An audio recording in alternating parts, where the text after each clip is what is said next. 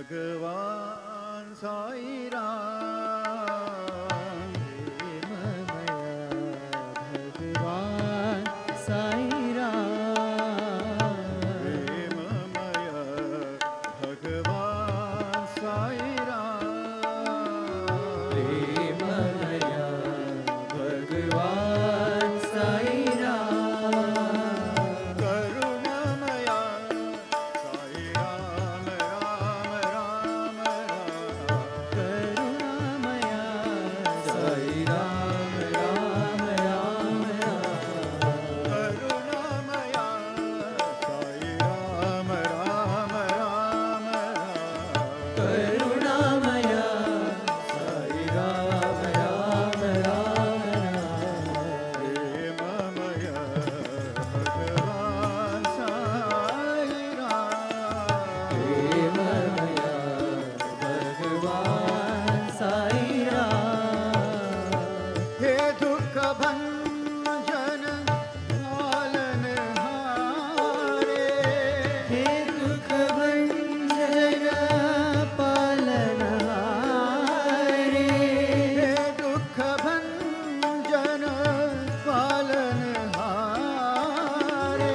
हे दुख भंजन पालनहारे। हे लीलामय आपद सहारे। हे लीलामय आपद सहारे। हे लीलामय आपद सहारे। हे लीलामय आपद सहारे। शरण में ले लो साई राम राम राम राम। शरण में ले लो साई राम राम राम राम। शरण में ले लो साई राम राम राम राम। शरण में ले लो साई राम राम राम राम। प्रेममय भगवान साई राम। प्रेममय भगवान साई राम। करुणामय साई राम राम राम राम। करुणामय साई राम राम राम राम। प्रेममय भगवान साई राम। प्रेममय भगवान साई राम। हे दुख भंजन पालनहारे। हे दुख भंजन पालनहारे। हे लीलामय आपद सहारे। हे लीलामय आपद सहारे। शरण में ले लो साई राम राम राम राम। शरण में ले लो साई राम राम राम राम। शरण में ले लो साई राम राम राम राम। शरण में ले लो साई राम राम राम राम। प्रेममय भगवान साई राम।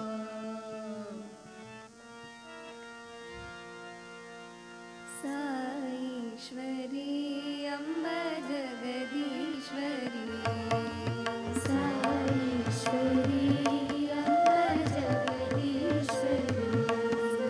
साईश्वरी अम्ब जगदीश्वरी। साईश्वरी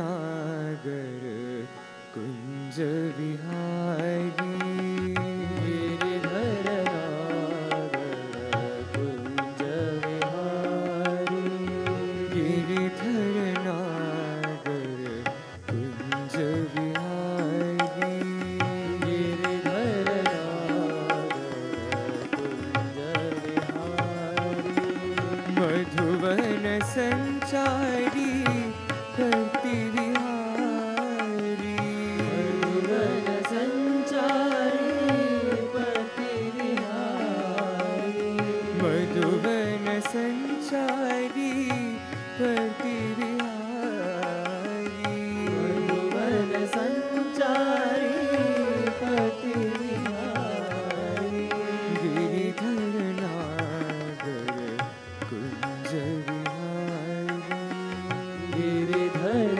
नागर कुंज विहारी श्यामल सुंदर मयूर मुकुटधर श्यामल सुंदर मयूर मुकुटधर श्यामल सुंदर मयूर मुकुटधर श्यामल सुंदर मयूर मुकुटधर पंकज लोचन माधव मोहन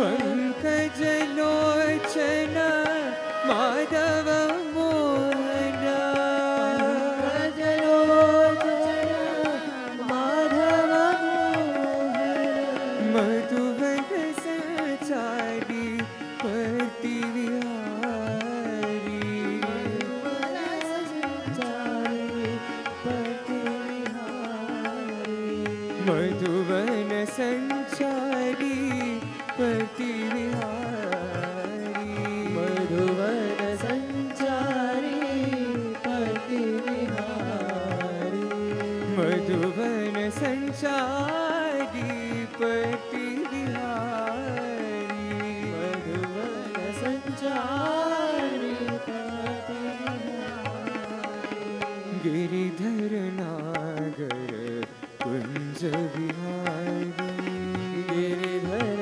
नागर कुंज विहारी मधुवन संचारी करती विहारी मधुवन संचारी करती विहारी गिरिधर नागर कुंज विहारी गिरिधर नागर कुंज विहारी श्यामल सुंदर मयूर मुकुटधर श्यामल सुंदर मयूर मुकुटधर पंकज लोचन माधव मोहन पंकज लोचन माधव मोहन मधुवन संचारी करती विहारी मधुवन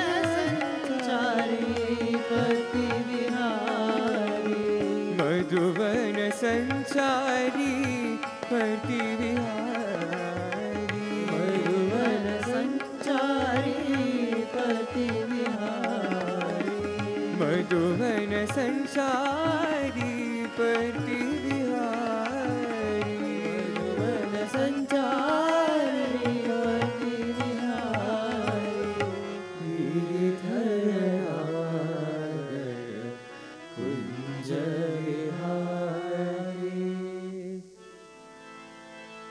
देवी भवानी महा साई भवानी महा देवी भवानी महा साई भवानी महा देवी भवानी महा साई भवानी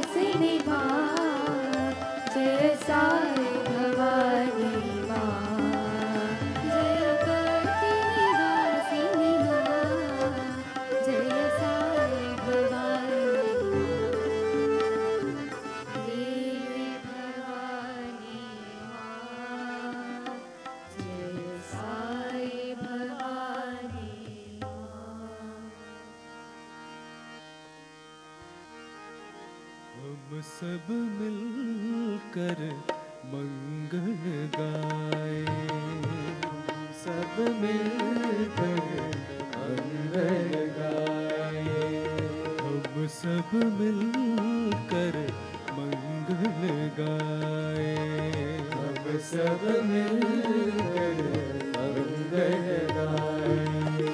साईं भगवान सत्य, साईं भगवान, साईं भगवान सत्य, साईं भगवान, साईं भगवान सत्य, साईं भगवान, साईं भगवान सत्य, साईं भगवान। सब सुख जीवन साईं भगवान, सब सुख जीवन साईं भगवान, सब सुख जीवन साईं भगवान,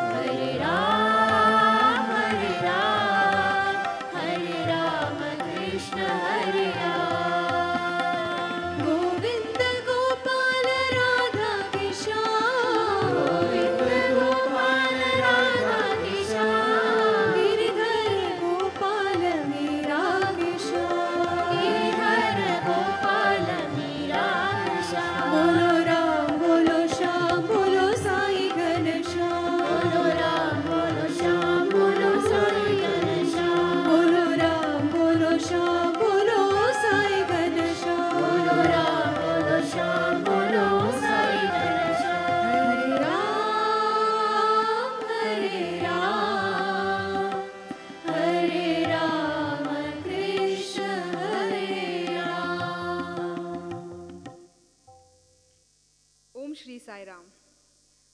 Offering our loving and prayerful salutations at Swami's lotus feet, respected elders, brothers and sisters, and Swami's dear students, Sai Ram to all.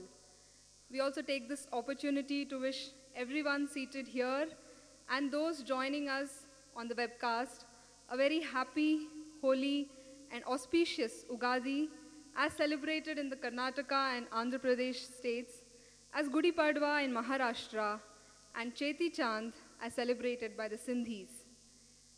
On this day, marking the beginning of the Vilambi Nama Samvatsaram, let us also take a moment to pause and reflect on the significance of this celebration, as Swami often reminds us. Just as the Ugadi Pachadi comprises of different tastes, both sweet and bitter, spice and sour, so also in our lives, there will be both good and challenging times. But we should, Bhagwan says, develop the quality of equanimity through pain and pleasure, joy and sorrow, thereby earning the grace of the Lord. We will begin this morning's proceedings with Vedic invocation by the 6th and 7th grade students of the Sri Sathya Sai Lok Seva Higher Primary Section, and they will chant the Hiranya Garbha Suktam.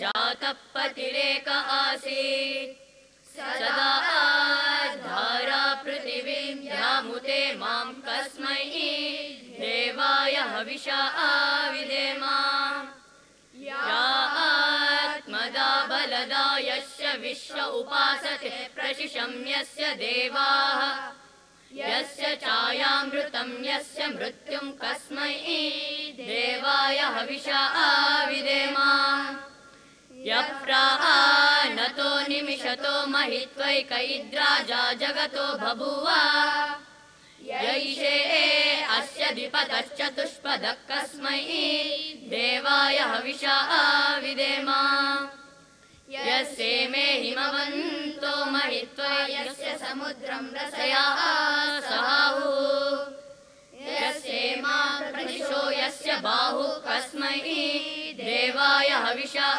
विधेम यं रन्ध्रो रुद्रा पृथिवी च दुर्ला येन स्वस्तभितं येन नाकः यो अन्तरिक्षे रजसो विमान कस्मै देवाय हविषा विधेम यं क्रन्दसि अवसातस्तभाने अभ्यक्षे एतां मनसा रेजमाने यत्रादिसूर उदितो विभाति कस्मै देवाय हविषा विधेम आपो हयद्बृहतिर्विश्वमायन् गर्भं ददान जनयन्तिरग्निम् ततो देवानां समवर्ततासुरेक कस्मै देवाय हविषा विधेम यश्चिदापो महीनां पर्यपश्यद्यक्षं ददान जनयन्तिरग्निम् यो देवेश्वरी देव एक आसीत् कस्मै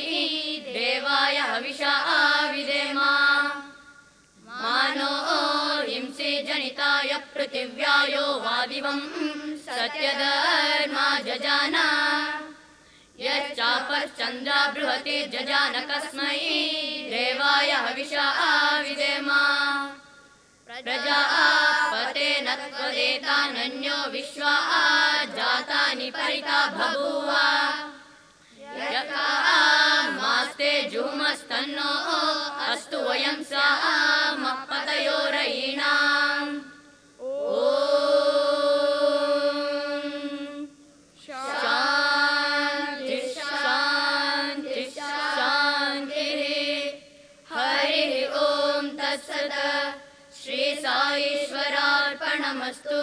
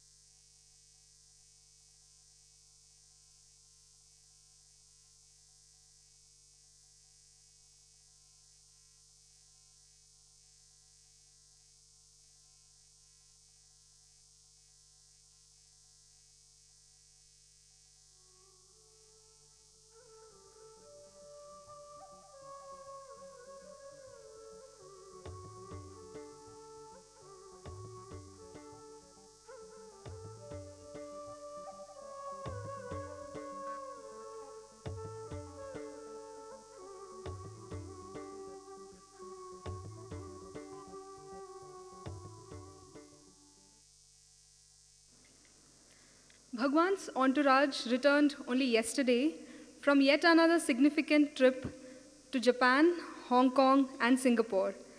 May we now request Sister Bhuvana Santanam to share with us details of the divine visit.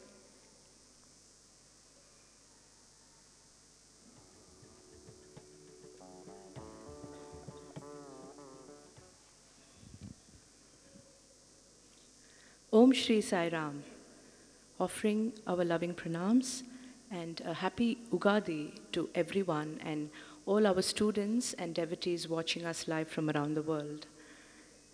3 countries, but as always with Swamis, any visit to any country, city or campus, it is always packed with so many events, so many functions that Swami always wants to accomplish so much.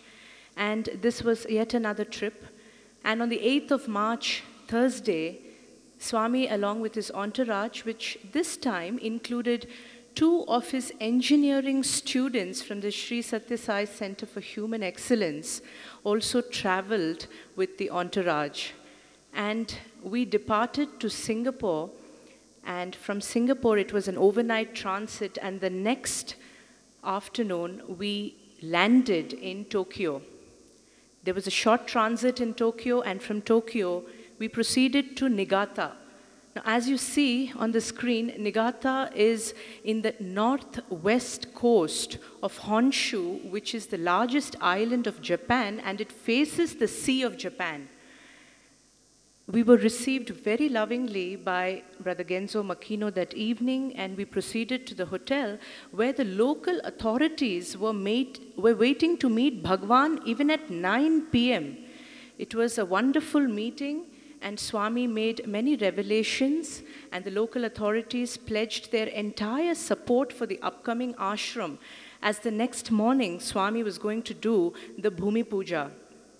It was wonderful as there was fresh snow, and as Swami alighted from his car, there was light snow as well. It was indeed very magical. The whole place, there was snow covered. There was a little canopy which was set up, and the priest was flown in specially from Chennai, and he was doing all the homas since morning. Swami arrived and he performed the Purna Ahuti for the upcoming ashram and for the homam, and Swami beckoned Brother Genzo Makino to talk about this ashram. Thereafter, he proceeded outside for the foundation stone laying ceremony. Swami himself performed all the rituals, and he beckoned all the devotees, and 9 bricks were placed into the bosom of Mother Earth. And thereafter, Swami walked around the land, blessing every part of this land, which was actually covered with snow. He came back, and as we see in the picture, this is a structural model of the upcoming ashram.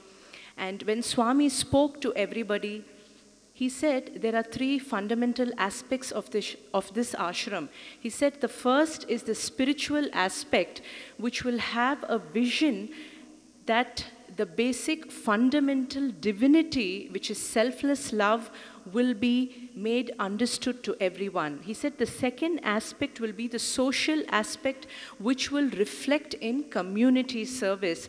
And the third aspect of this ashram will be the academic or the intellectual aspect, wherein people will be encouraged to undertake studies of the deep Japanese culture, Swami went on to say that at the end of the day, any culture, any faith, as we go layer by layer, he said, when we go down deep within, it is but that one creator, that one divinity, that one Atman which is present in everyone. And soon after the Bhumi Puja got over, we came back to the hotel where everyone was staying. There was a huge hall and many devotees were gathered. Swami blessed everyone, sat through a few bhajans, and thereafter lunch was served. And in the evening, there was a huge public satsang. Over 500 devotees had traveled from all over Japan and from many other neighboring countries to bask in Bhagwan's love. And first, there was a short program which was presented, which was called Sanctuary. And there were 3 dances, and Brother Okino, whom we have seen here during the birthday celebrations, played the flute. And all the 3 dances, all the 3 performances invoked God. In fact, the 3rd dance was extremely energetic, and it was to wake up the divinity in each person. Then Swami blessed everyone with his divine discourse. After all the speakers about the ashram, he spoke, and he blessed everybody that evening. Next morning was indeed a morning which would be very unforgettable for all the devotees of Japan. About 50 meters away from the hotel is the Yahiko Shrine. And the Yahiko Shrine is said to be one of the most sacred Shinto shrines of the region, which is set so beautifully at the foothills of the sacred Mount Yahiko. And we walked through with Bhagwan. This is the ritual where everybody had to wash their hands before we all entered into the shrine. It was a beautiful walk. There was snow on either side, the Japanese cedar trees. Swami was revealing many aspects of this shrine, and this is the beautiful shrine against the sacred mountain. Swami blessed everyone over there, and thereafter he proceeded to a bhajan center called Sai Hridayam. A few bhajans were sung, and Swami beckoned Brother Harun, who has been managing this center for over 30 years, and so many devotees have been gathering to do bhajans. He asked him to speak, and Swami said only one thing. He said, whether you chant the name of the Lord, whether you serve, whether you do anything, at the end of the day, do remember that your prayers are going to somebody else. So chanting the name of the Lord is very, very important, and that is the least seva each person can do.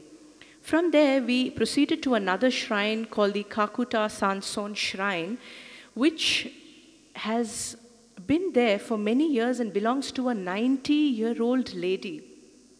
Now, this lady can hear the voice of God. She can hear the voice of the deity. And what was so beautiful is that a few months ago, she had spoken about this upcoming ashram, and she spoke about Swami. And when one of the contractors and the lead person of the trust went to her, she told him about this ashram. And his name is Brother Nimura. And when Brother Nimura came to Swami during Shivratri, Swami said exactly what this lady had said, word to word. So this proves that voice of God is only one. It can come through anybody, through our hearts, but end of the day, it is that one voice. Swami blessed the lady profusely, and he asked Brother Nimura to speak about this lady and about the shrine. Over 150 of her followers and many devotees of Bhagwan had gathered there. Thereafter, we came back to the hotel. It was indeed a very blessed and a splendid morning. As we see on the monitors, that is the shrine. In the evening, Swami visited the residence of Brother Nimura, and all the ladies of the house were dressed in traditional kimonos. Swami spoke to the intimate gathering. In fact, the traditional Japanese tea ceremony was done for Bhagwan. There was a traditional fare of Japanese and South Indian dishes that night for dinner, and everybody returned to the hotel. And the next morning, Swami met the core team from the Japanese devotees, and then we proceeded from Japan to Hong Kong. And through the transit, we reached at about 10 p.m. that night, and we were very lovingly received by Brother Raja Daswani. In fact, this is Swami's first visit to Hong Kong, and by the time we reached the Daswani residence through the bustling roads of Hong Kong, it was past 11:30, and Swami urged everybody to retire for the night. And the next morning, there was a very intimate satsang at the residence of Brother Raja and his wife, Srimati Shalini. Their close family and friends had all gathered, and in fact, they were all experiencing Swami in the subtle for the very first time, and initially it was very evident. They didn't know what to expect. And as Swami says, the heart knows, and their heart knew. The moment Swami entered the living room, his presence took over all of them. It was a very beautiful morning, and in the evening, there was a public satsang where close to 180 people had gathered. It was about 15 minutes away from the Daswani residence, and Swami spoke about Sanatana Dharma, and he said that if you want to be happy, there is only one mantra which the Sanatana Dharma teaches, that is to go beyond yourself, to become selfless, and to understand that inside every person is that one Atman, he said. And dinner, prasadam, was served to everyone.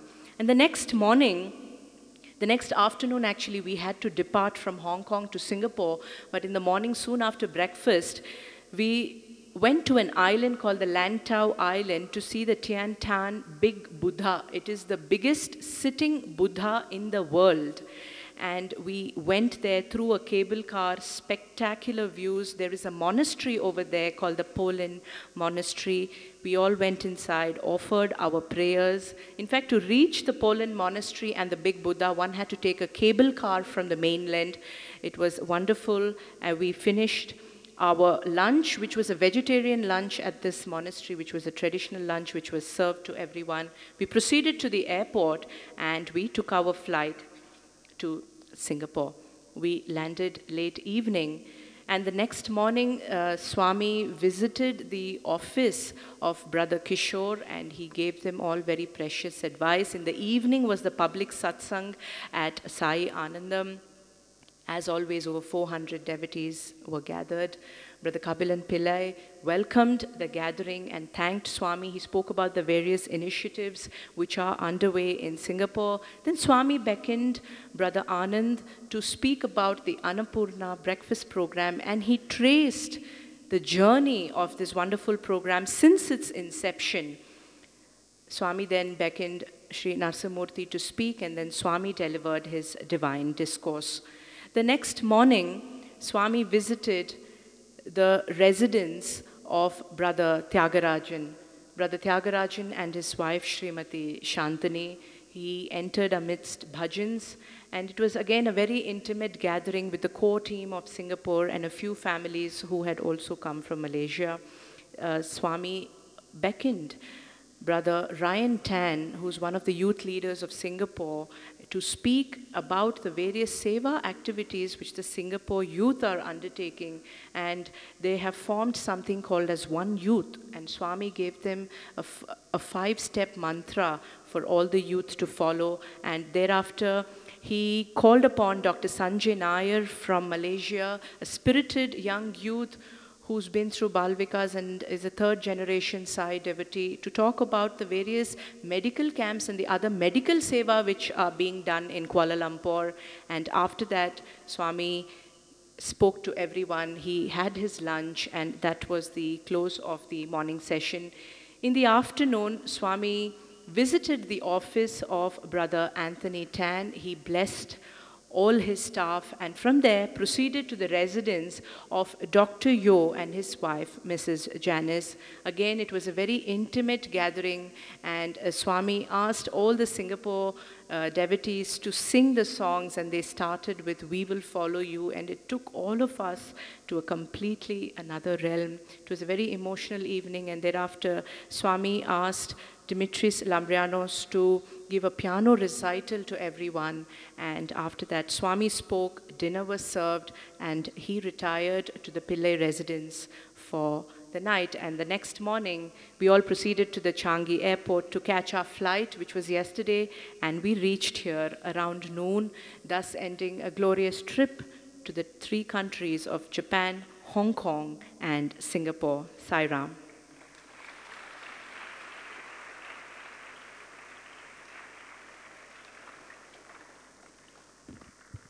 On this auspicious Ugadi morning, we have 3 launches from the Sri Sathya Sai Premamrutham Prakashana Publications Division.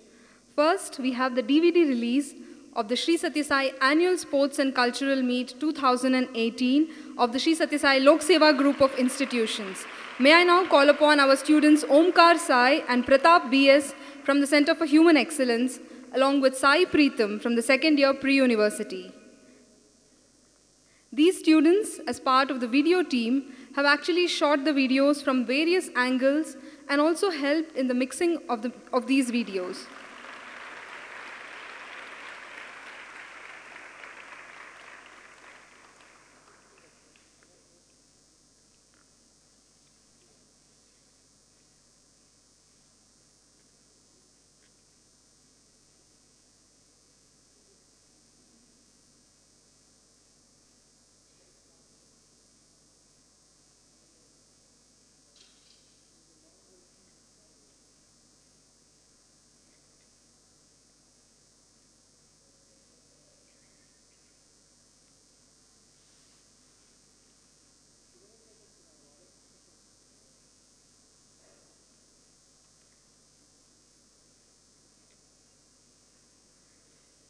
The story Divine, as we all know, is the autobiographical account by Brother Madhusudan Naidu, an unprecedented tale of a divine adventure. The book, on its way to become a spiritual bestseller soon, is available in English, Telugu, and Tamil languages. And now, may we request Sri Anantamurthy and Srimati Chaya Murthy, along with Sri Sundar Bhatt and Sri Kabir, to offer at Bhagwan's lotus feet the Kannada edition titled Divya Kathamrita.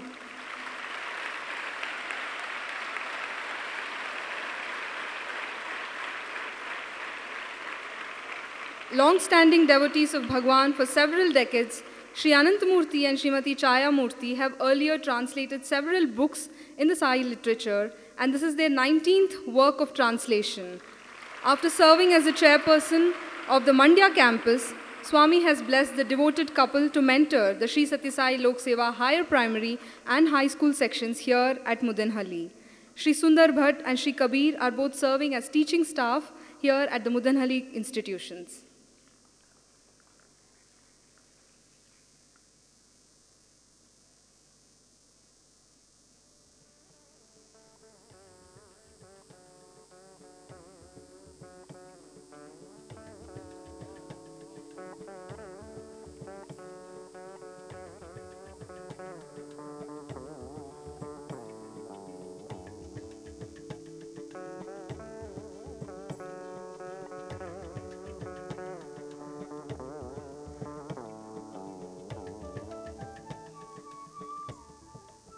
Next, we have another much-awaited book, Sri Sathya Sai Divya Anandam by Sri B. N. Narsamurthy, Chief Mentor of the Sri Sathya Sai Lok Seva Group of Institutions. No tale ever is as sweet as the story of the coming together of Bhagwan and his devotee. If Sri B. N. Narsamurthy's ultimate finding was sheer delight, his journey thereon, when the Lord reconnected him back into his mission, comes to us as a beacon of light, bright to show us the way and clear to tread it. We have Brother Varun, an architect by profession, along with Sai Preetham, who are offering the book to Bhagwan, and they have both assisted the author in collating and compiling the book.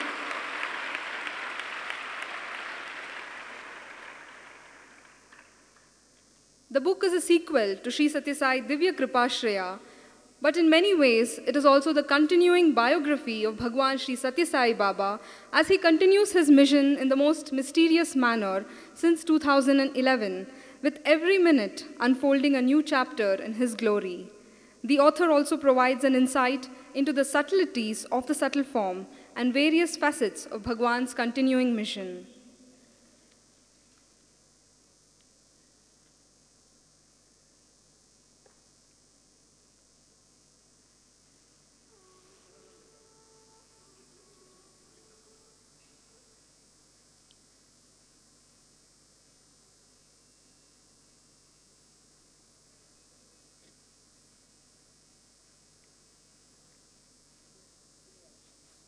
May we now request Sri C. Srinivas, Chairman of the Sri Sathya Sai Health and Education Trust, to kindly address all of us. Sri C. Srinivas, a long-time servitor of Bhagwan in various capacities, is today spearheading the healthcare facet of Bhagwan's mission, instrumental in the establishment of the Sri Sathya Sai Sanjeevani group of hospitals offering quality pediatric cardiac care absolutely free of cost.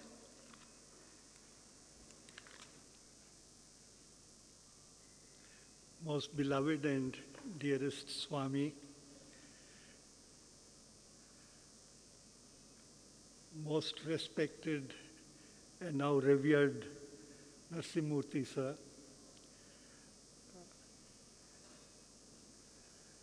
elders, sisters and brothers, and young students from several campuses.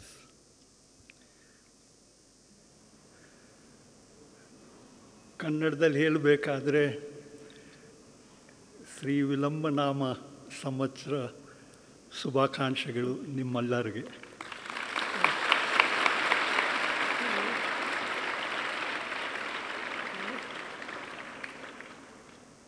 I consider myself very and supremely fortunate to be here this morning in this most sacred presence and on this most sacred morning of Ugadi. Every time that one comes here, one cannot but help become nostalgic, just view the entire panorama of one's own universe, and just marvel in awe at what is happening around all of us. Today is a doubly auspicious occasion, personally for me, to be present to witness the launch of yet another in what would be an epoch-making book compilation by my revered elder, Sri Narasimhamurthy. That on this sacred day, this act was done will speak volumes when all of you get to read it. The beauty of life, you do not have to travel very far to witness it. Any single place or any single person can give you so much of a perspective of beauty that it can constantly make every day of your life. I say this part in nostalgia. What was Muddenahalli? And if I might, in the next few minutes, share with you who was Narasimhamurthy. It is not given to the good fortune of many to be synonymous of places which seem to grow with them. Though it was the great son, Madhyal Narayan, but who by divine ordain placed and positioned himself in this unknown part of not just Karnataka or the country or the world. The son of Muddenahalli grew up in a village close by to simple parents. Never would the parents or the devout parents have imagined that they have given birth to a young lad who would grow into who he is today and as he sits here in front of you.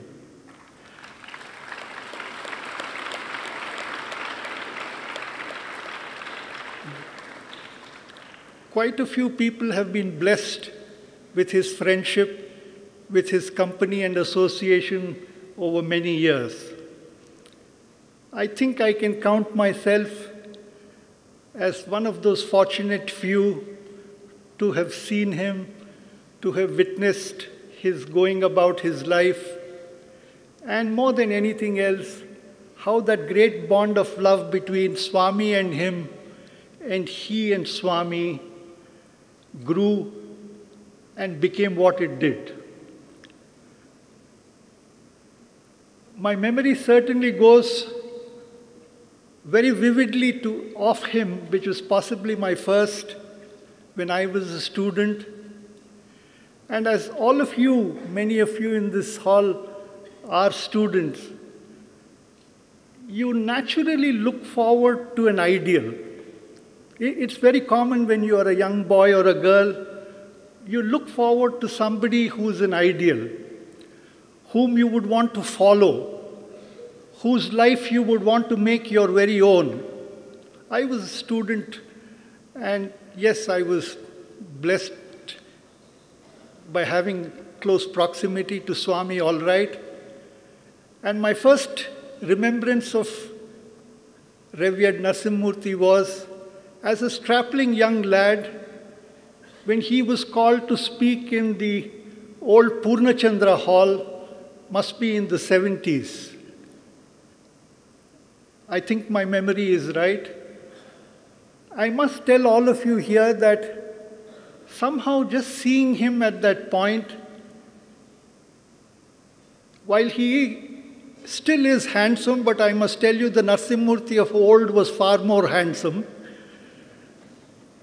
I saw a rare energy in him and a rare fire of idealism burning in him.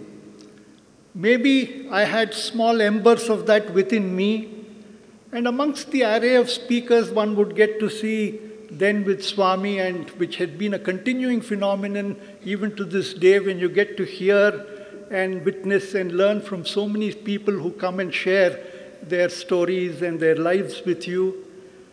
Certainly it put an indelible, unforgettable memory in my young mind. I saw a person who I thought was worthy of emulation, and his example was something that I could live by. I have never told him this, but I saw in that few minutes of a speech, which was in English then, a lesson for my life. We continued to live and work together with Swami for many, many decades.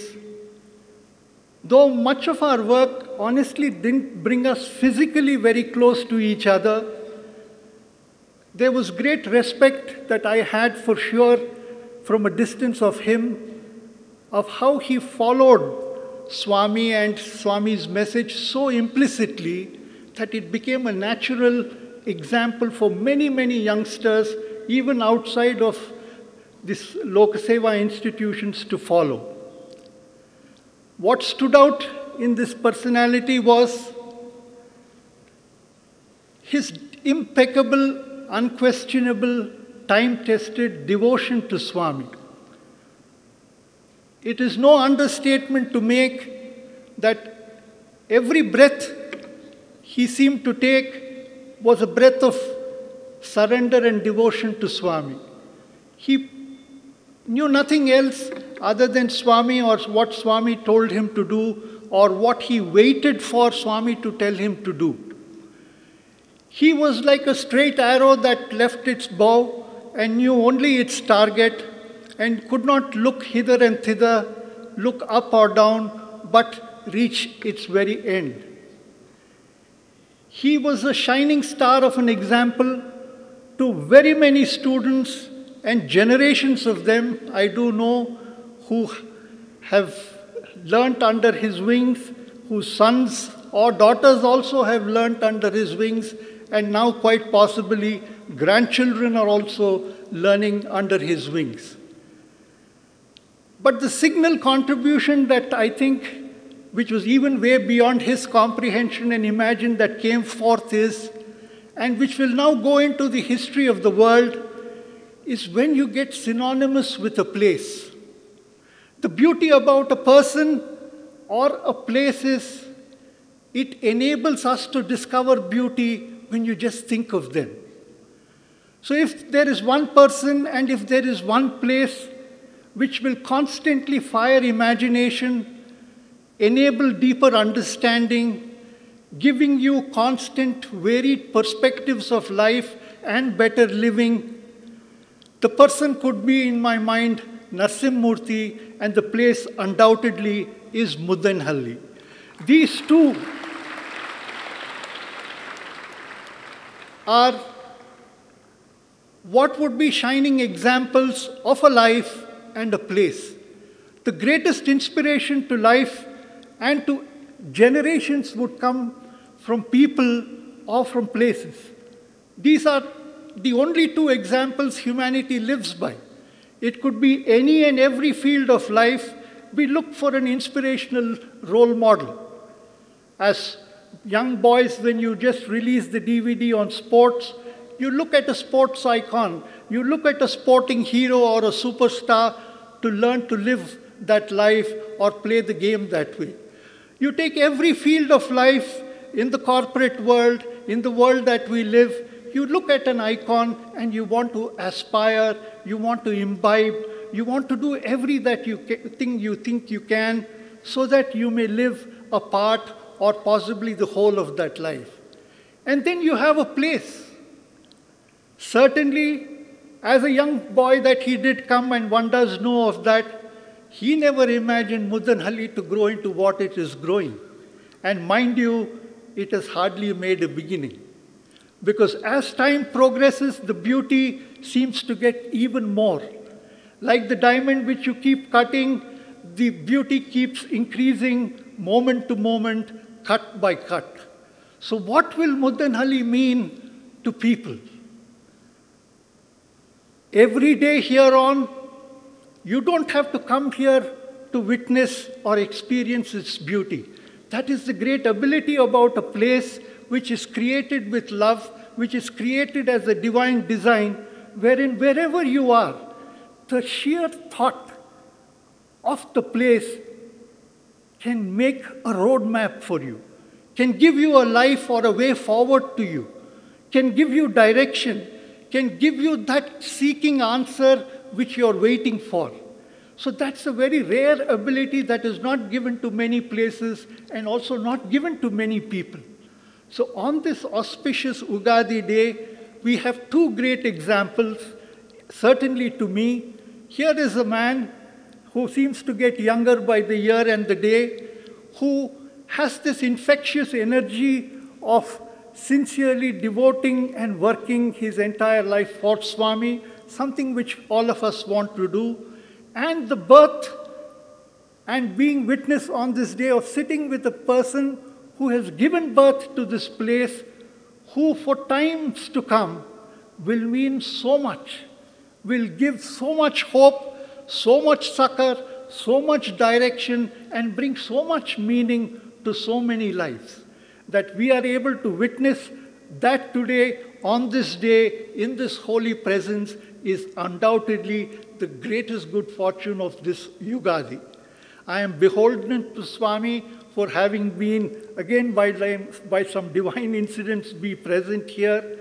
And certainly I will take back with me all the inspiration and all the motivation, and more than anything else, the love of the Mother Earth of Muddenahalli, and the love and the affection and the blessing of my dear elder, revered Murthy, along with my beloved Bhagwan. Thank you, and God bless all of you. May we now request Shri V.N. Murthy to address all of us.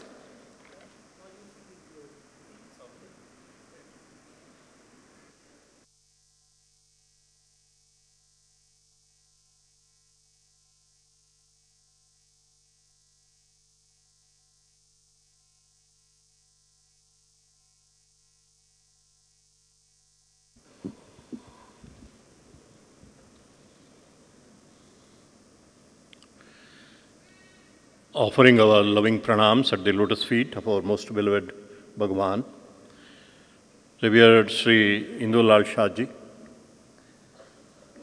very dear and esteemed brothers and sisters, and Swami's very beloved children.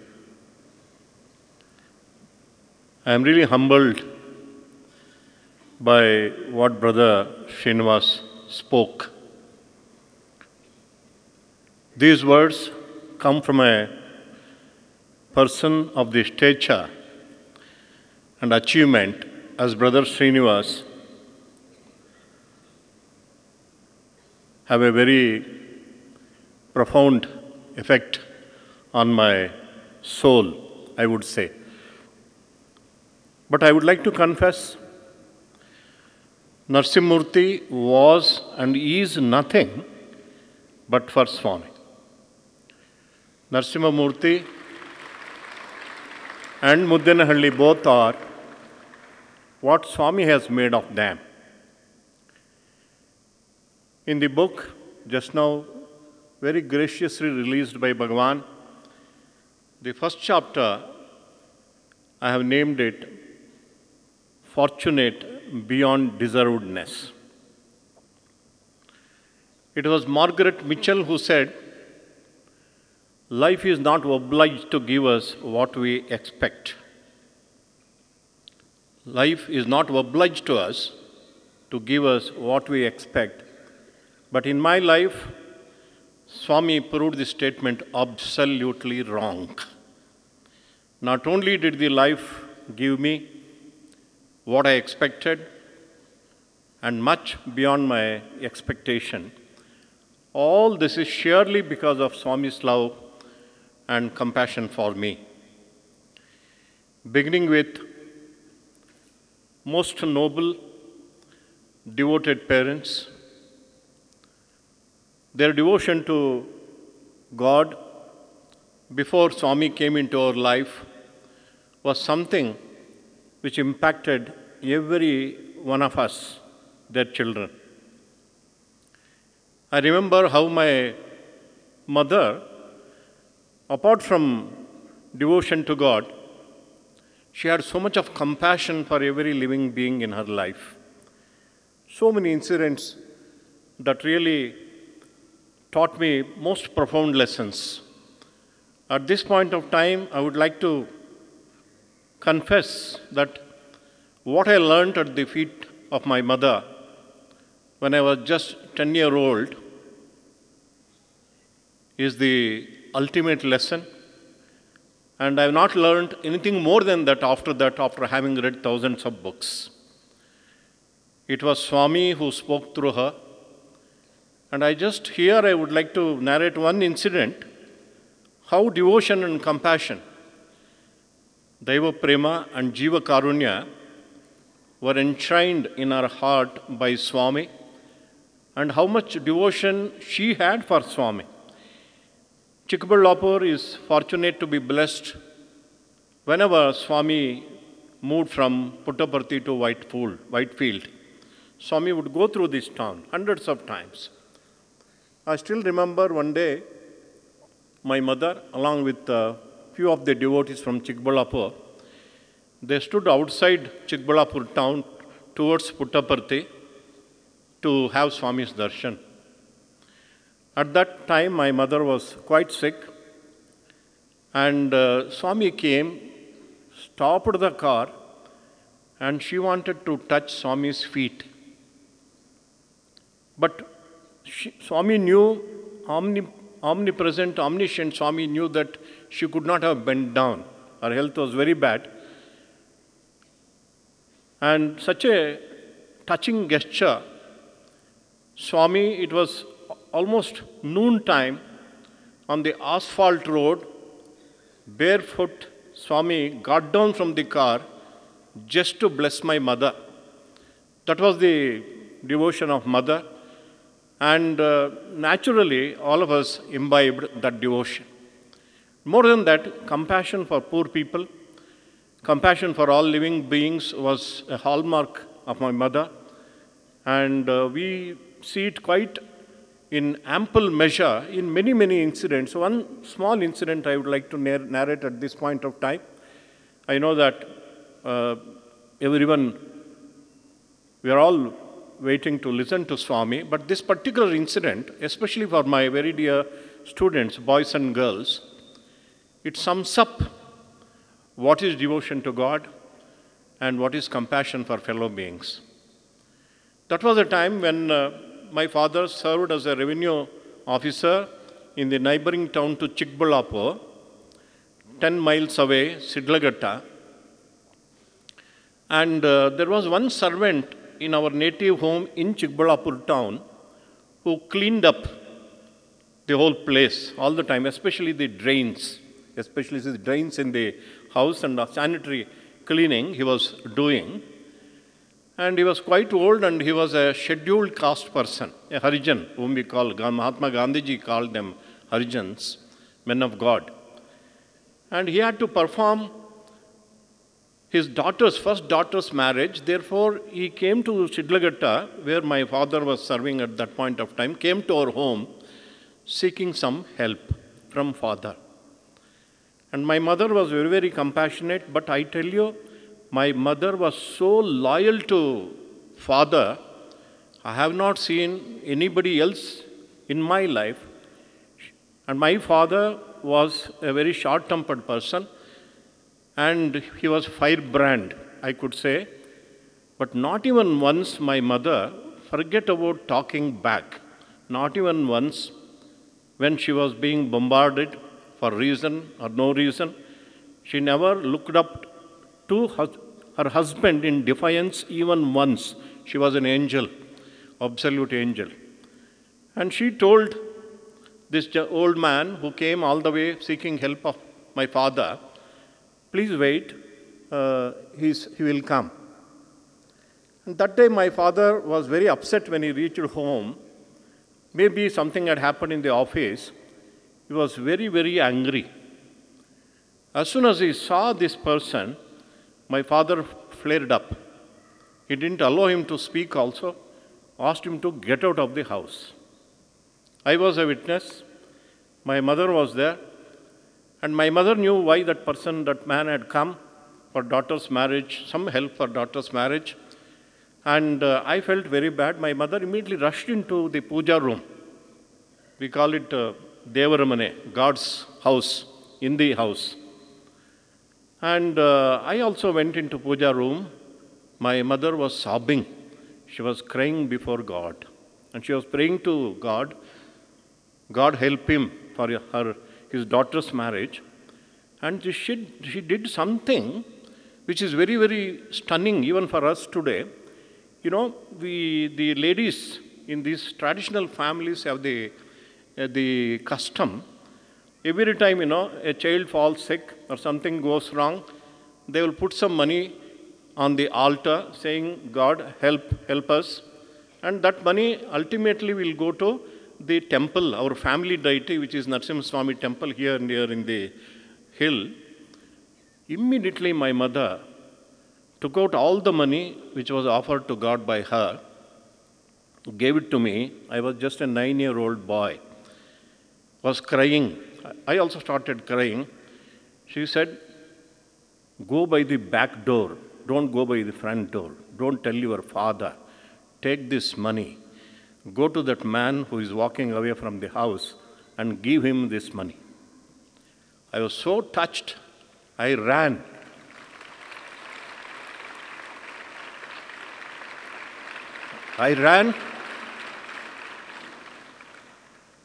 And placed that money in his hands. He started crying. He held my hands and started crying. Who gave you this? He knew that I couldn't have got it myself. I said, my father and mother gave me this. That's what I told him. See, this is the ultimate lesson of life. If you want to be happy, if you want to be truly blissful, if you want to please God, all that is required is only this and nothing beyond this. The only two values, faith in God, surrender to God, love for God, that's on one side. Second is that kind of compassion, spontaneous compassion for the fellow beings. These are the lessons which one has to learn throughout our lives. But by Swami's grace, I learned it quite early in my life.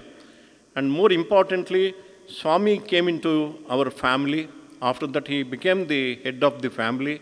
There are hundreds of things. I can write a book about how Swami has blessed my brothers and sisters and my father and mother, and how he has blessed the family.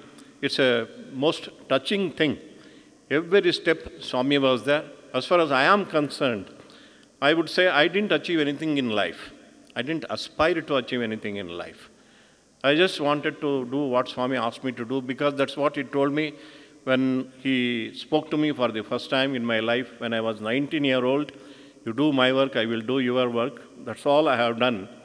And whatever has been done by Narasimhamurthy is all because of Swami. But for Swami, I am nothing, and without Swami, I am nothing. That is why when Swami left the physical body, when, like many of you, I was also forlorn and lost, I didn't see any future for my life. I didn't see any reason to live in this world. I did not see any purpose for my life when Swami left this world. But it is Swami's immense grace and ceaseless compassion that he did not give me up even after he gave up his body. And all my prayer at this point of time is Swami. And he has given me life. In fact, here I would like to share that also. My father was a very great intuitive astrologer. He was not a professional astrologer. He wrote horoscopes for very few people. He wrote for all my siblings and myself. And very correctly, actually the day when they would pass away also I wrote, and all of them have come to pass in the case of three of my brothers and one sister. And my horoscope, he stopped at 64. He didn't write further. And I thought that was the end. That was 64 when I was,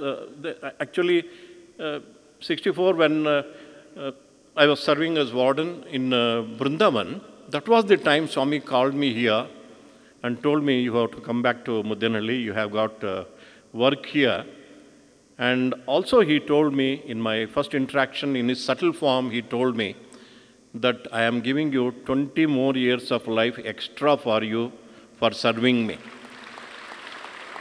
And in fact, I asked my father, why you stopped my horoscope at 64? He didn't write that I will leave my body. Because about my brothers and sisters, he wrote, those 3 brothers and 1 sister.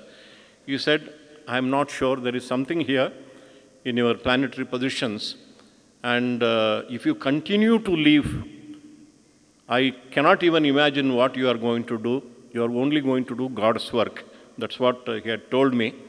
And it is Swami and Swami alone, my dear brothers and sisters, and especially the children, students, realize when you have Swami as the anchor of your life, when you have the opportunity to have just seen him, opportunity to speak to him, just surrender, and life will give you all that you seek and much more. With these words, I conclude and pray to Bhagavan to grant his divine Ugadi message. Thank you, Brother Srinivas, for those kind words.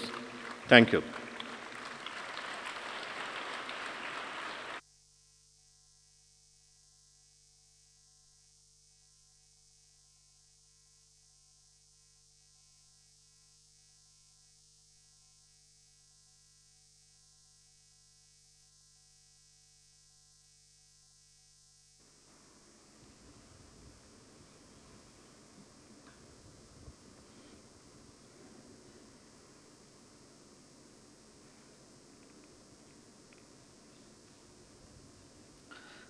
Om Shri Sai Ram.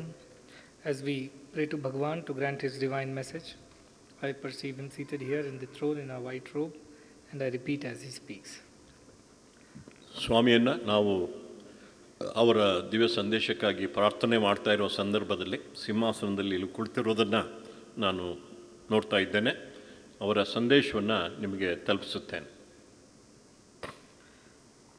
ఏ హృదయము నొసిగితివో ఈశ నాకు మగిడి దానిన ఎరపింతు మహితమూర్తి ఇంతకన్నా వేరెద్ది ఎరుకపరచు అంజలి ఘటింటు అందుకోవయ్య నీవు.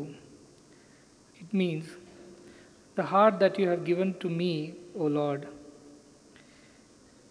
I offer it back to you in all humility. What else do I have that I can give you? Please accept it in your divine hands.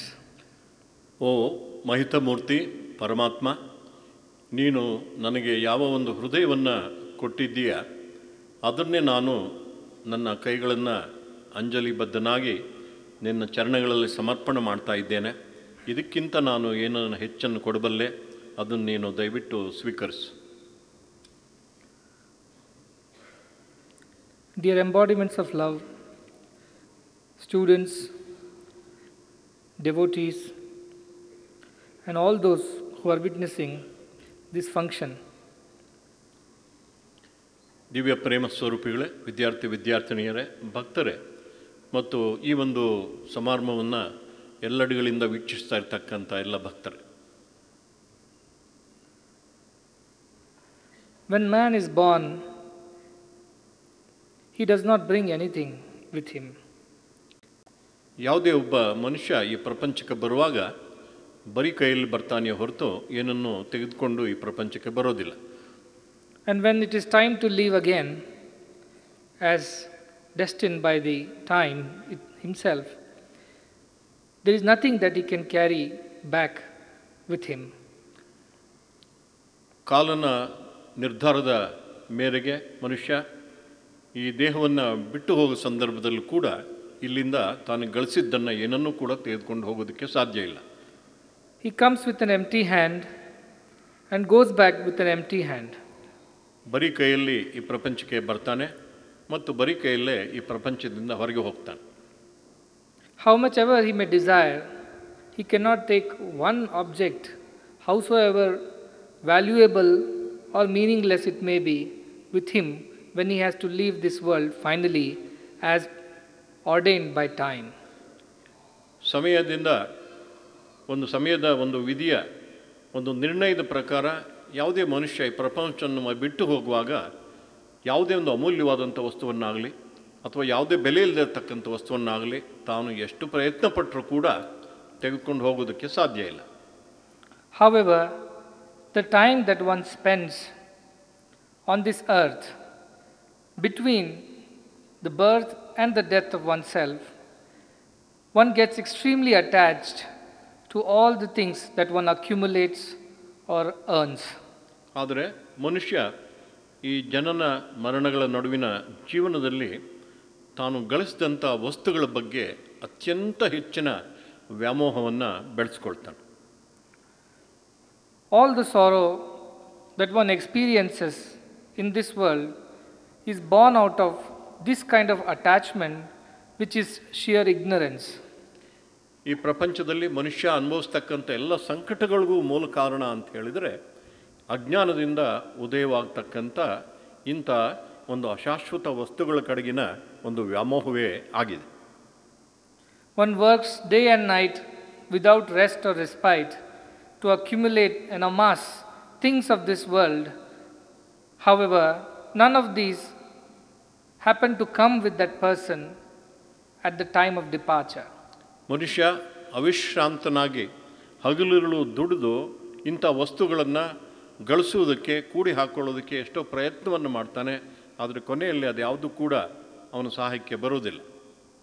Therefore, it is said, knowing that time will take away everything from you, haritani mishad kalat sarvam, ma kuru dhanajana yavvana garvam. Do not be too arrogant. Do not pride yourself with wealth, with relations, or with your youthful life. ಕ್ಷಣಕಾಲದಲ್ಲಿ ನಮ್ಮ ಧನವನ್ನು, ಯೌವನವನ್ನು, ಜನಬಲವನ್ನು ಎಲ್ಲವನ್ನು ಕೂಡ ಕಾಲ ಹರಣ ಮಾಡುತ್ತದೆ.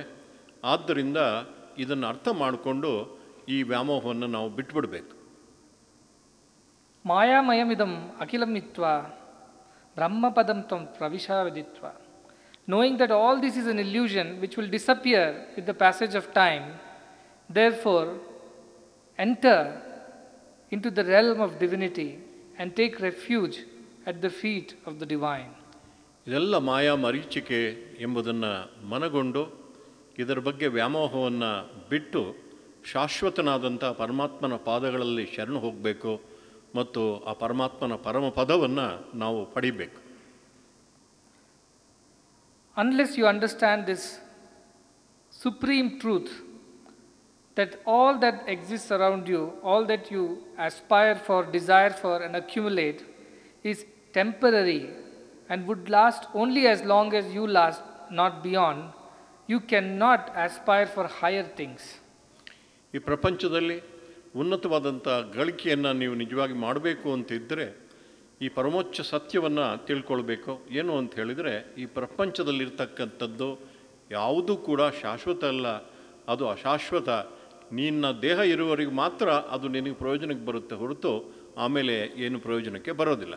Therefore, the way to live one's life between the two most important events of birth and death is a life that needs to be lived, which will lead you to eternity, immortality, and not to impermanence and transience. ಈ ಅತಿ ಪ್ರಮುಖವಾದಂಥ ವಿದ್ಯಮಾನಗಳು, ಜನನ ಮತ್ತು ಮರಣಗಳ ನಡುವಿನ ಈ ಜೀವನದ ಸಮಯವನ್ನು ನೀವು ಹೇಗೆ ಕಳೀಬೇಕು ಅಂತ ಹೇಳಿದರೆ, ಅಶಾಶ್ವತವಾದದ್ದನ್ನು ಬಿಟ್ಟು ಶಾಶ್ವತವಾದದ್ದನ್ನು ಪಡೆಯುವ ಕಡೆಗೆ ನಾವು ನಡಿಬೇಕು. Everything is temporary. Astiram jivanam lokam, astiram yauvanam dhanam, astiram dara putradi, satyam kirti dvayam stiram. Your jivanam, the life itself is temporary. This whole world is temporary. Astiram yauvanam dhanam, your youth and wealth is temporary. Astiram dara putradi, all your relationships are temporary. Only two things are permanent that will stay beyond you are Satyam and Kirti, the truths that you live by and the good name that you earn while you live on this earth. ಈ ಲೋಕದಲ್ಲಿ ಜೀವನ ಅಸ್ಥಿರವಾದದ್ದು, ದಾರಾಪುತ್ರಾದಿಗಳು ಅಸ್ಥಿರ, ಅಶಾಶ್ವತ. ಯೌವನ ಧನ ಸಂಪತ್ತು ಎಲ್ಲ ಕೂಡ ಅಶಾಶ್ವತ. ಆದರೆ ಎರಡು ಮಾತ್ರ ಶಾಶ್ವತವಾದದ್ದು ಏನು ಅಂತ ಹೇಳಿದರೆ ಸತ್ಯ ಮತ್ತು ಕೀರ್ತಿ. For everything else, time can take away. Haratini Misha, in a moment it can take away. But Satyam, Kirti, Dvayam, Stiram, these two things time cannot take away. ಒಂದು ನಿಮಿಷದಲ್ಲಿ ಎಲ್ಲವನ್ನು ಕೂಡ ಈ ಕಾಲ ಹರಣ ಮಾಡಬಹುದು, ಆದರೆ ಈ ಎರಡನ್ನು ಮಾತ್ರ ಯಾರು ತೆಗೆದುಕೊಳ್ಳೋದಕ್ಕೆ ಸಾಧ್ಯ ಇಲ್ಲ. History is a witness to this great truth that you are listening to. ಈ ಚರಿತ್ರೆ ಒಂದು ಸಾಕ್ಷಿಯಾಗಿದೆ. ನೀವು ಈಗ ಕೇಳ್ತಾ ಇರತಕ್ಕಂಥ ಸತ್ಯಕ್ಕೆ ಈ ಒಂದು ಚರಿತ್ರೆಯೇ ಸಾಕ್ಷಿ. Great kings were born, they conquered lands, they amassed wealth, they built even temples and tombs in their memories. But alas, none of them are remembered by the people today. ಎಷ್ಟೋ ರಾಜ ಮಹಾರಾಜಗಳು ಈ ಭೂಮಿ ಮೇಲೆ ಹುಟ್ಟಿದರು, ಅನೇಕ ಪರಾಕ್ರಮದಿಂದ ಹೋರಾಟ ಮಾಡಿ ರಾಜ್ಯಗಳನ್ನು, ಸಾಮ್ರಾಜ್ಯಗಳನ್ನು ಕಟ್ಟಿದರು, ತಮಗಾಗಿ ಸಮಾಧಿಗಳನ್ನು ಕೂಡ ಕಟ್ಟಿಕೊಂಡರು, ದೇವರಿಗೆ ದೇವಸ್ಥಾನಗಳನ್ನು ಕಟ್ಟಿಕೊಂಡರು ಕೂಡ ಇವತ್ತು ಯಾರು ಕೂಡ ಅವರನ್ನು ನೆನಪಿಸ್ಕೊಳ್ಳೋದಿಲ್ಲ. They have become merely pages in the books of history, and they are read with a kind of disdain by the students who have no choice but to read about them. ಈ ಚರಿತ್ರೆಯನ್ನು ಓದಲೇಬೇಕೆಂಬುದಾಗಿ ಕಡ್ಡಾಯ ಮಾಡಿರ್ತಕ್ಕಂಥ ಶಾಲೆಗಳಲ್ಲಿ ಚರಿತ್ರೆ ಪುಸ್ತಕಗಳನ್ನು ಓದತಕ್ಕಂಥ ವಿದ್ಯಾರ್ಥಿಗಳು ಇವರ ಬಗ್ಗೆ ಏನೋ ಒಂದು ರೀತಿಯ ತಿರಸ್ಕಾರದಿಂದಲೇ ಕಲಿತಾರೆ. Why go that far? Even if you look at your own family, within your own lineage, how many of us remember the names of our great-grandfathers and the great-great-grandfathers for that matter? ಅಷ್ಟು ದೂರ ಹೋಗಬೇಕಾಗಿಲ್ಲ. ನಮ್ಮ ಕುಟುಂಬಗಳಲ್ಲೇ ನಮ್ಮ ಮುತ್ತಾತ, ಆ ಮುತ್ತಾತನ ತಾತ, ತಂದೆ ಹೆಸರನ್ನು ಯಾರು ಜ್ಞಾಪಕ ಇಟ್ಕೊಂಡಿರ್ತಾರೆ? While they lived, those kings and great men and all the people who procreated in order to propagate their lineage, they all would have thought with great interest that they will be remembered by all those who follow them forever. ರಾಜ ಮಹಾರಾಜುಗಳಾಗಲಿ ಅಥವಾ ನಮ್ಮ ಒಂದು ಕುಟುಂಬದ ಹಿರಿಯ ತಾತಂದರಾಗಲಿ ಬದುಕಿದ್ದಾಗ ಅವರ ವಂಶವನ್ನು ಮುಂದುವರಿಸೋದಕ್ಕೋಸ್ಕರ ಸಂತಾನವನ್ನು ಜಗತ್ತಿಗೆ ಕೊಟ್ಟು ಹೋದದ್ದೇನು ಅಂದರೆ ನಮ್ಮನ್ನು ಅವ್ರು ನೆನ್ಪಿಟ್ಕೊಳ್ತಾರೆ ಎಂಬ ಒಂದು ಆಸೆಯಿಂದ. But unfortunately, all those were forgotten who just lived for themselves for their own sake.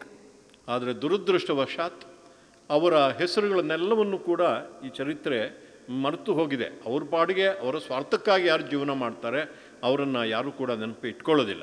But those who lived for the sake of others, those who lived for the welfare and the good of others, those who sacrificed for the well-being of others selflessly, even today they are not just remembered but they are revered by the people. ಆದರೆ ಯಾವ ವ್ಯಕ್ತಿಗಳು ತಮ್ಮ ಸ್ವಾರ್ಥವನ್ನು ತ್ಯಾಗ ಮಾಡಿ ಇತರರಿಗಾಗಿ ನಿಸ್ವಾರ್ಥವಾಗಿ ಸೇವೆಯನ್ನು ಸಲ್ಲಿಸಿರ್ತಾರೆ ಅಂಥವರ ಹೆಸರನ್ನು ನಾವು ಕೇವಲ ನೆನಪಿಟ್ಕೊಳ್ಳೋದು ಮಾತ್ರ ಅಲ್ಲದೆ ಅವರನ್ನು ನಾವು ಗೌರವಿಸುತ್ತೇವೆ, ಅವರನ್ನು ನಾವು ಪೂಜಿಸುತ್ತೇವೆ. These great devotees of the Lord men and women of sacrifice and service remain eternally in the memories of future generations. ಈ ಪರಮಾತ್ಮನ ಭಕ್ತರು ಭಕ್ತೆಯರು ಹಾಗೂ ನಿಸ್ವಾರ್ಥವಾಗಿ ಸಮಾಜ ಸೇವೆ ಮಾಡಿದಂಥ ವ್ಯಕ್ತಿಗಳು ಶಾಶ್ವತವಾಗಿ ಚಿರಸ್ಥಾಯಿಯಾಗಿ ಈ ಪ್ರಪಂಚದಲ್ಲಿ ಉಳಿತಾರೆ. Therefore the statement of the Vedas, na karmana na prajaya dhanena tyagenaike amrutatva manashuh, nor by any kind of action which is selfish in nature, nor by procreating or getting progeny, nor by accumulating wealth, one can become immortal. It is by selfless sacrifice alone that one can attain immortality. ಕರ್ಮದಿಂದಲಾಗಲಿ ನಾವು ಗಳಿಸಿದಂಥ ಹಣದಿಂದ ಆಗಲಿ ಅಥವಾ ನಾವು ಪ್ರಪಂಚಕ್ಕೆ ನೀಡಿದಂಥ ಸಂತಾನದಿಂದ ಆಗಲಿ ನಾವು ಅಮರತ್ವವನ್ನು ಪಡೆಯೋದಕ್ಕೆ ಸಾಧ್ಯ ಇಲ್ಲ. ನಿಸ್ವಾರ್ಥವಾದಂಥ ತ್ಯಾಗವನ್ನು ಮಾಡುವುದರಿಂದ ಮಾತ್ರ ನಾವು ಅಮರತ್ವವನ್ನು ಪಡಿತೇವೆ. Today we are very ecstatic that we are celebrating the beginning of another time period, Ugadi, the beginning of a yuga or a time period. ಈ ದಿವಸ ನಾವು ಬಹಳ ಅತ್ಯಂತ ಒಂದು ಆನಂದದಿಂದ ಯುಗಾದಿ, ಇನ್ನು ಹೊಸ ಒಂದು ಸಂವತ್ಸರದ ಪ್ರಾರಂಭವನ್ನು ನಾವು ಆಚರಣೆ ಮಾಡ್ತಾ ಇದ್ದೇವೆ. Definitely it is an occasion to get together, celebrate and feel good and happy about it. ಇದು ನಿಜವಾಗಿ ಕೂಡ ನಾವೆಲ್ಲ ಒಟ್ಟಿಗೆ ಸೇರಿ ಇದರ ಕುರಿತಾಗಿ ಸಂತೋಷಪಟ್ಟು ನಲಿಬೇಕಾದಂಥದ್ದು ಸರಿಯೇ. But dear ones, this time that is melting away like a block of ice every moment is alarming. ಆದರೆ ಒಂದು ಮಂಜಿನ ಗಡ್ಡೆ ಕರಗಿ ಹೋಗ್ತಾ ಇರುವ ಹಾಗೇ ಕಾಲ ಕಳೆದ ಹಾಗೇ ನಮ್ಮ ಜೀವನದ ಆಯುಷ್ಯ ಕೂಡ ಕರಗಿ ಹೋಗ್ತಾ ಇದೆ ಎಂಬುದನ್ನು ತಿಳಿದಾಗ ನಮಗೆ ಅದರಿಂದ ಎಚ್ಚರಿಕೆ ಆಗಬೇಕು. It is a time that must remind us that we have a duty, a responsibility to spend the time in a proper way. ಇಂಥ ಒಂದು ದಿನದಲ್ಲಿ ನಾವು ತಿಳ್ಕೊಳ್ಬೇಕಾದ್ದೇನು ಅಂತ ಹೇಳಿದರೆ, ನಾವು ನಮಗೆ ಪರಮಾತ್ಮ ಕೊಟ್ಟಿರ್ತಕ್ಕಂಥ ಸಮಯವನ್ನು ಬಹಳ ಜವಾಬ್ದಾರಿಯಿಂದ ಕಳಿಬೇಕು, ಉಪಯೋಗ ಮಾಡ್ಕೋಬೇಕು. Time is considered as divine. Kalaya namaha, Kalakalaya namaha, Kalaswarupaya namaha, Kalatitaya namaha, Kaladavanaya namaha. In various ways we worship time as God. ನಮ್ಮ ಒಂದು ಭಾರತೀಯ ಸಂಸ್ಕೃತಿಯಲ್ಲಿ ಕಾಲವನ್ನು ಪರಮಾತ್ಮನಿಗೆ ಹೋಲಿಸಿ ಆರಾಧನೆ ಮಾಡ್ತಕ್ಕಂಥ ಒಂದು ಆಚಾರ ಇದೆ. ಕಾಲಕ್ಕೆ ಅಷ್ಟು ದೊಡ್ಡ ಬೆಲೆ ಇದೆ, ಅದು ಬಹಳ ಅಮೂಲ್ಯವಾದದ್ದು. And in this karma bhumi, the plane or the land of action, which is bound by desha kala paristiti, the time, place and situations, one has to undertake all the activities within these three limitations. ಈ ಕರ್ಮಭೂಮಿ ದೇಶ ಕಾಲ ಸನ್ನಿವೇಶಗಳ ಇತಿಮಿತಿಗಳಲ್ಲಿ ಇರೋದರಿಂದ ನಾವು ಮಾಡ್ತಕ್ಕಂಥ ಯಾವುದೇ ಕ್ರಿಯೆ ಈ ಇತಿಮಿತಿಗಳಲ್ಲೇ ಮಾಡಬೇಕಾಗುತ್ತೆ. Therefore, time is one of the most important factors to be considered when one has to lead one's life. ಆದ್ದರಿಂದ ಈ ಸಮಯ ಎಂಬತಕ್ಕಂಥದ್ದು ಬಹಳ ಅಮೂಲ್ಯವಾದದ್ದು ಎಂಬುದನ್ನು ನಮ್ಮ ಜೀವನಗಳಲ್ಲಿ ನಾವು ಕಂಡುಕೊಳ್ಬೇಕು. Especially to the students who have long life ahead of them, it is very important for them to understand that once you lose a moment, the time, you cannot gain it back. Do what you want. ಮುಖ್ಯವಾಗಿ ನಮ್ಮ ಎಳೆಯ ವಿದ್ಯಾರ್ಥಿನಿಯರು ಕಂಡುಕೊಳ್ಬೇಕಾದಂಥ ವಿಚಾರ ಏನು ಅಂತ ಹೇಳಿದರೆ, ಸ್ವಲ್ಪ ಕಾಲವನ್ನು ನಾವು ಸುಮ್ಮನೆ ವ್ಯರ್ಥ ಮಾಡಿದರೂ ಸಾಕು, ನಾವು ಎಷ್ಟು ಪ್ರಯತ್ನ ಮಾಡಿದರೂ ಕೂಡ ಅದನ್ನು ಪುನಃ ಪಡೆಯುವುದಕ್ಕೆ ಸಾಧ್ಯ ಇಲ್ಲ. You offer all the wealth of the world to the God of time, to Kala. He is not going to part with you even 1 second. ಈ ಕಾಲದೇವನಿಗೆ ನೀವು ಪ್ರಪಂಚದ ಎಲ್ಲ ಸಂಪತ್ತನ್ನು ಕೊಟ್ಟರೂ ಕೂಡ ಒಂದು ಗಳಿಗೆಯನ್ನು ಕೂಡ ಹೆಚ್ಚಿಗೆ ನಿಮ್ಮ ಆಯುಷ್ಯವನ್ನು ಬೆಳೆಸೋದಕ್ಕೆ ಸಾಧ್ಯ ಇಲ್ಲ. For all this that matters to us in this world does not matter to him. ಈ ಪ್ರಪಂಚದಲ್ಲಿ ಯಾವುದು ಬಹಳ ಬೆಲೆ ಬಾಳುತ್ತೆ ಅದು ಕಾಲದೇವನಿಗೆ ಅದು ಯಾವುದೇ ಬೆಲೆ ಇಲ್ಲ. Therefore, use this time to the best of your abilities. ಆದ್ದರಿಂದ ಈ ಸಮಯವನ್ನು ನಿಮ್ಮ ಸಾಮರ್ಥ್ಯಕ್ಕೆ ಅನುಗುಣವಾಗಿ ಸರಿಯಾದ ರೀತಿಯಲ್ಲಿ ಕಳಿಬೇಕು. Don't waste it in the pursuit of only the transient and the temporary. ಅಶಾಶ್ವತವಾದಂಥ ಗುರಿಗಳನ್ನು ಜೀವನದಲ್ಲಿ ಇಟ್ಟುಕೊಂಡು ಸಮಯವನ್ನು ನಾವು ಹರಣ ಮಾಡಬಾರದು. Yes, to lead one's life in a comfortable way, in a convenient way, and to discharge one's duties and responsibilities, some things are important to be gathered or accumulated or achieved while we live in this world. ಈ ಪ್ರಪಂಚದಲ್ಲಿ ನಾವು ಜೀವನ ಮಾಡಬೇಕಾಗಿದ್ದರೆ ಅತ್ಯಂತ ಅಗತ್ಯವಾಗಿ ಬೇಕಾದಂಥ ವಸ್ತುಗಳನ್ನು ನಾವು ಗಳಿಸಬೇಕಾಗುತ್ತೆ, ಇಟ್ಕೋಬೇಕಾಗುತ್ತೆ. ಅದರಲ್ಲಿ ಏನು ತಪ್ಪಿಲ್ಲ. For that sake, some kind of education and development of certain skills are to be done. There is nothing wrong in that. ಈ ಒಂದು ಕಾರ್ಯಕ್ಕಾಗಿ ನಾವು ಒಂದು ರೀತಿಯ ಶಿಕ್ಷಣವನ್ನು ಪಡಿಬೇಕಾಗುತ್ತೆ ಮತ್ತು ನಮ್ಮ ಕೌಶಲ್ಯಗಳನ್ನು ನಾವು ಬೆಳೆಸ್ಕೊಳ್ಬೇಕಾಗುತ್ತೆ. And that is what is called as Jivanopadhi Vidya, the one which gives us the means to fill our bellies. ಇದು ಜೀವನೋಪಾಧಿ ವಿದ್ಯೆ, ನಮಗೆ ಉದರಂಭರಣಕ್ಕಾಗಿ ಒಂದು ನಿಮಿತ್ತವನ್ನು ಈ ವಿದ್ಯೆ ನಮಗೆ ಕೊಡುತ್ತೆ. But more important than this is the Jivita Paramavadi Vidya, that knowledge, that wisdom that takes us to our eternal state of immortality. ಇದಕ್ಕಿಂತ ಮುಖ್ಯವಾದಂಥ ವಿದ್ಯೆ ಇದು ಜೀವಿತ ಪರಮಾವಧಿ ವಿದ್ಯೆ, ಏನು ನಮಗೆ ಈ ಅಶಾಶ್ವತ ಪ್ರಪಂಚದಿಂದ ಶಾಶ್ವತನಾದಂಥ ಪರಮಾತ್ಮನ ಕಡೆ ಕೊಂಡು ಹೋಗ್ತಕ್ಕಂಥ ವಿದ್ಯೆ. Dear ones, this life is a mixture of things. ಈ ಜೀವನ ಎಂಬತಕ್ಕಂಥದ್ದು ಒಂದು ಒಳ್ಳೆಯದು ಮತ್ತು ಕೆಟ್ಟದರ ಮಿಶ್ರಣ. Just like day cannot stay forever, nor can the night. Likewise, good and bad, pain and pleasure, they keep coming one after the other.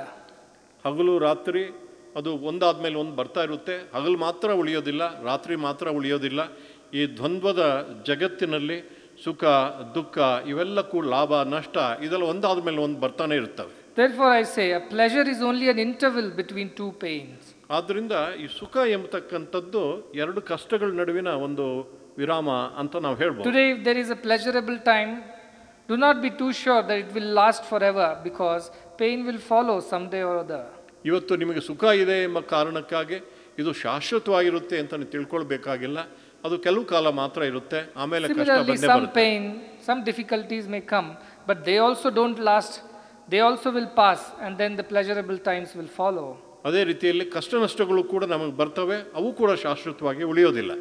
Astiram, this world's nature is temporary, so everything that is being done or it's happening is temporary. So is pleasure and pain also temporary. ಈ ಪ್ರಪಂಚದ ಸ್ವರೂಪವೇ ಅಶಾಶ್ವತವಾಗಿರೋದ್ರಿಂದ ಈ ಜೀವನದಲ್ಲಿ ಬರ್ತಕ್ಕಂಥ ಸುಖ ದುಃಖಗಳು ಕೂಡ ಅಶಾಶ್ವತ. Anityam asukam lokam.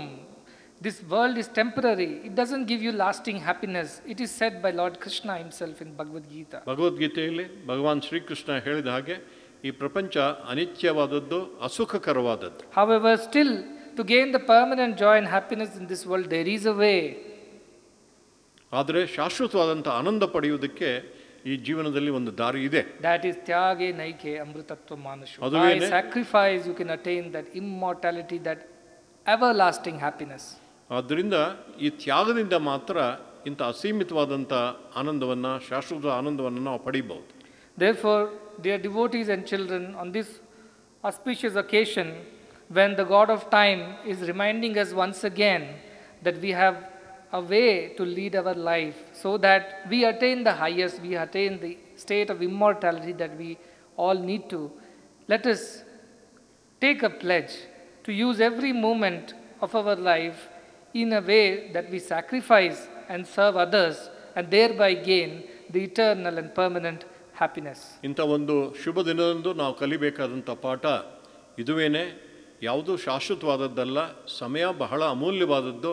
ಈ ಸಮಯವನ್ನು ನಾವು ತ್ಯಾಗ ಮಾಡಿ ಇತರರ ಸೇವೆಗಾಗಿ ಉಪಯೋಗ ಮಾಡಿದರೆ ಶಾಶ್ವತವಾದಂಥ ಆನಂದವನ್ನು ಪಡೆಯುವುದಕ್ಕೆ ಸಾಧ್ಯ ಇದೆ. And as the time passes, the seasons flow one into the other, the years pass, ultimately we will have to go back to our eternal abode, to the place from where we came from initially, and we have to face God.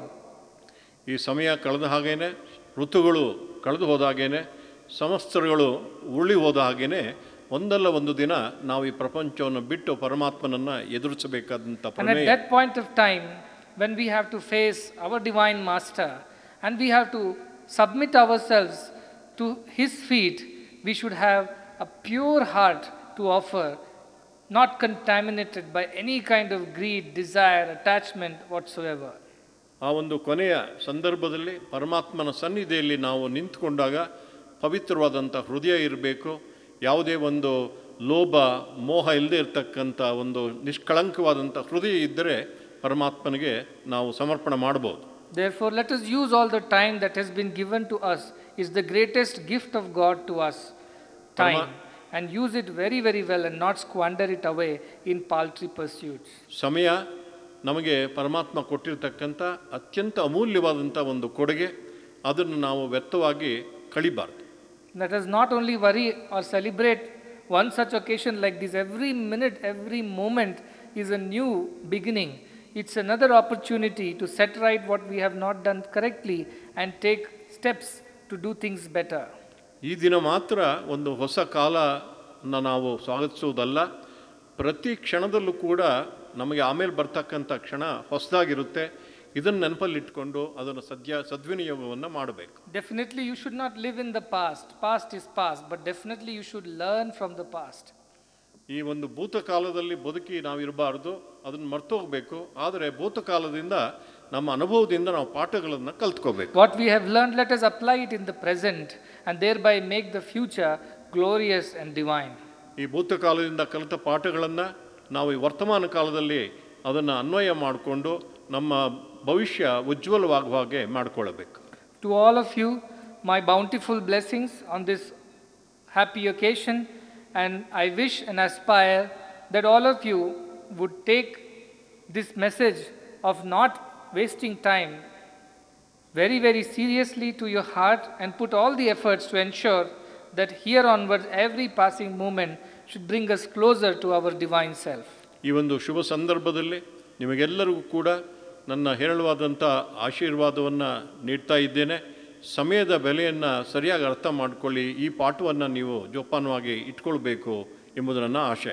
In this another period of time that God is granting us from today, let us live a life for others' sake. Let us live a life of sacrifice and service. Let us give happiness to others and in the process be happy ourselves.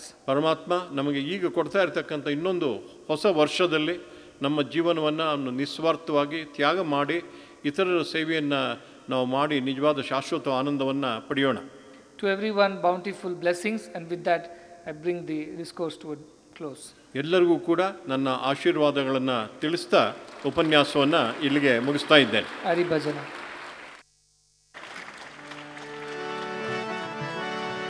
Hari भजन बिना सुख शांति नहीं, हरि भजन बिना सुख शांति नहीं, साई भजन बिना सुख शांति नहीं, साई भजन बिना सुख शांति नहीं, हरि नाम बिना आनंद नहीं, हरि नाम बिना आनंद नहीं, हरि नाम बिना आनंद नहीं, हरि नाम बिना आनंद नहीं, प्रेम भक्ति बिना उद्धार नहीं, प्रेम भक्ति बिना उद्धार नहीं, प्रेम भक्ति बिना उद्धार नहीं, प्रेम भक्ति बिना उद्धार नहीं, जन सेवा बिना निर्वाण नहीं, जन सेवा बिना निर्वाण नहीं, जन सेवा बिना निर्वाण नहीं, जन सेवा बिना निर्वाण नहीं, साईं भजन बिना सुख शांति नहीं, साईं भजन बिना सुख शांति नहीं, जप ध्यान बिना संयोग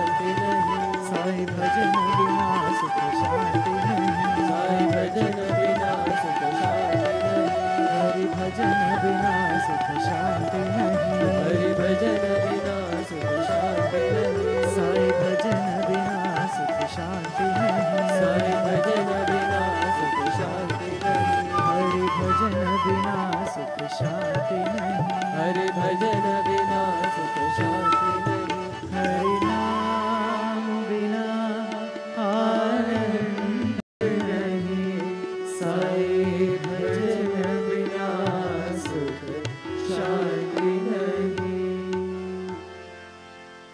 ओम जय जगदीश हरे, स्वामी सत्य साई हरे, भक्त जना संरक्षक, भक्त जना संरक्षक, पति महेश्वरा। ओम जय जगदीश हरे, शशिवदना श्रीकरा, सर्वा प्राणपते, स्वामी सर्वा प्राणपते, आश्रित कल्पलतिका, आश्रित कल्पलतिका, आपदाघ्रमा। ओम जय जगदीश हरे, माता पिता गुरुदैवम् मणियन्तयु नीवे, स्वामी मणियन्तयु नीवे, नाद ब्रह्म जगन्नाथा, नाद ब्रह्म जगन्नाथा, नागेन्द्राशयन। ओम जय जगदीश हरे, ओंकार रूप ओजस्वी हो साई महादेवा, सत्य साई महादेवा, मंगल आरती अंधुको, मंगल आरती अंधुको, मंडलीधारी। ओम जय जगदीश हरे,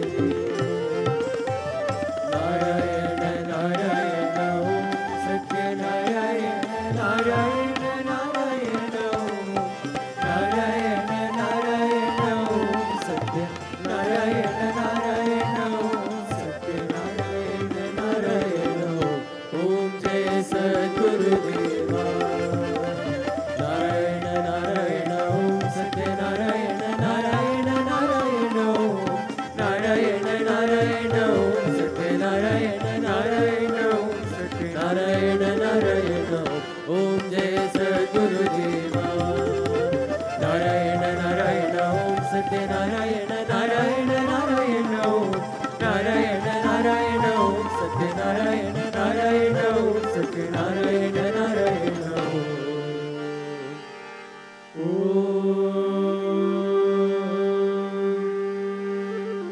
जय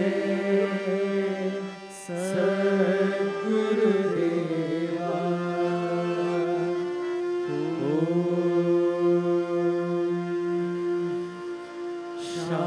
शांति शांति शांति,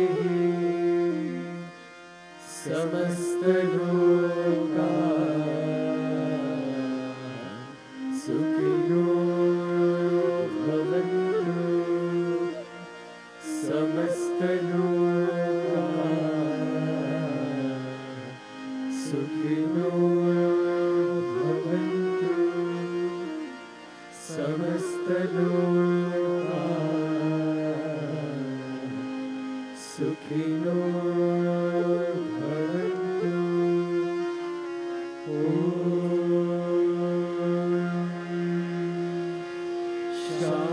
शांति शांति शांति। जय बोलो भगवान श्री सत्य साई बाबा जी की जय।